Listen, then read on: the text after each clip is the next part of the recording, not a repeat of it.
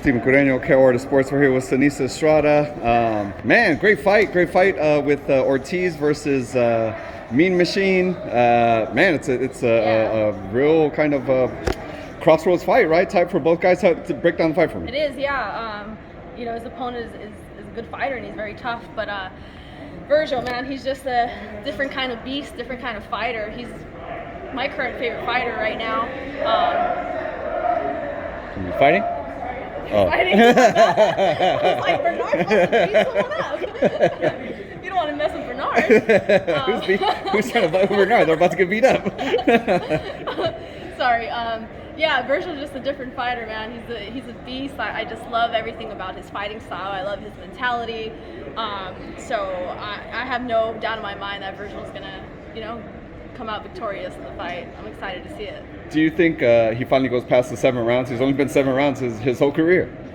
I mean, yeah, with this type of fighter, it can go the distance, but then Virgil just has that relentless aggressiveness, and he has the power, and you never know. It could possibly not go past 7 rounds, or it can, but either way, he's getting that win for sure. Is Virgil, you feel, ready for the cream of the crop of the division, the champs, the Crawford, the Spence, all those guys? I think so. I definitely think Virgil's ready. I think he's ready for anyone.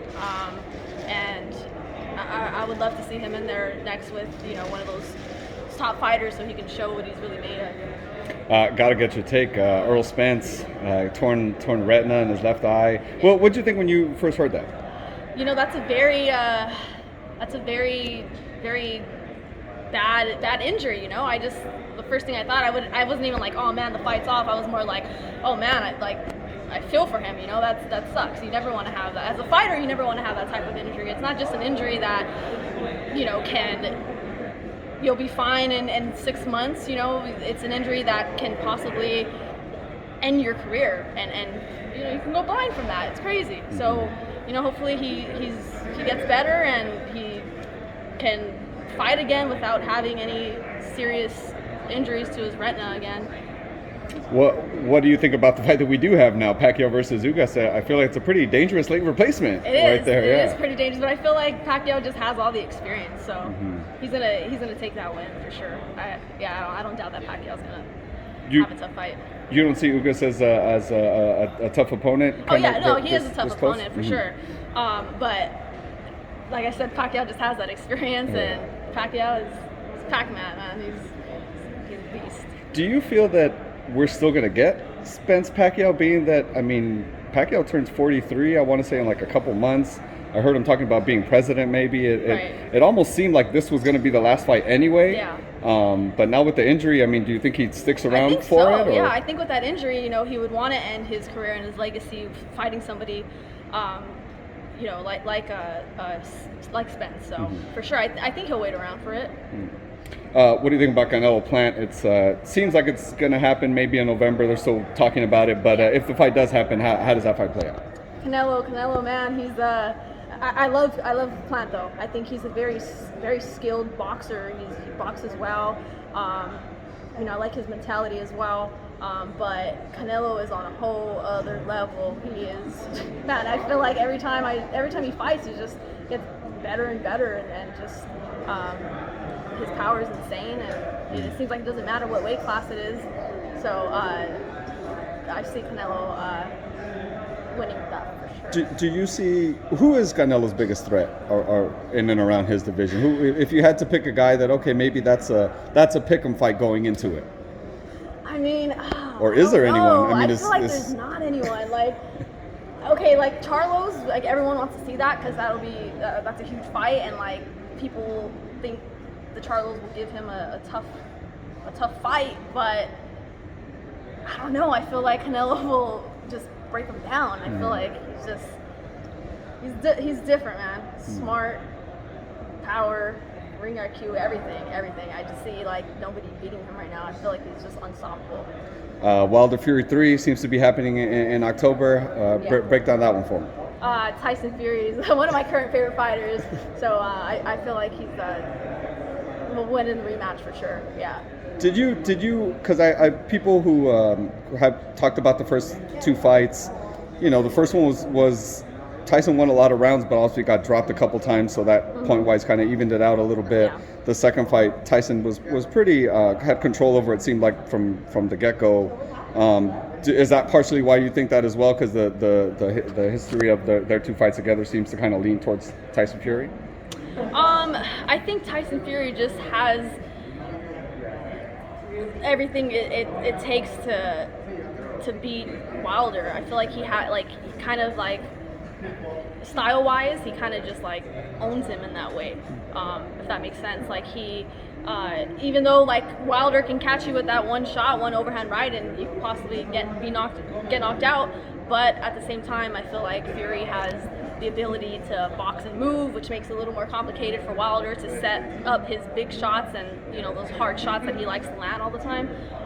And if you don't allow him to do that, which Fury kind of doesn't, you kind of just take away his best abilities. And I feel like Tyson Fury can do that in every fight. And then Wilder, if he changes up, comes in with a good game plan and changes, style-wise, just comes with something new, could possibly beat Fury. But I mean, I don't know. I don't see him doing that. I see him still being the same fighter.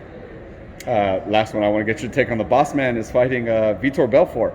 The Oscar De La Hoya is fighting Vitor Belfort.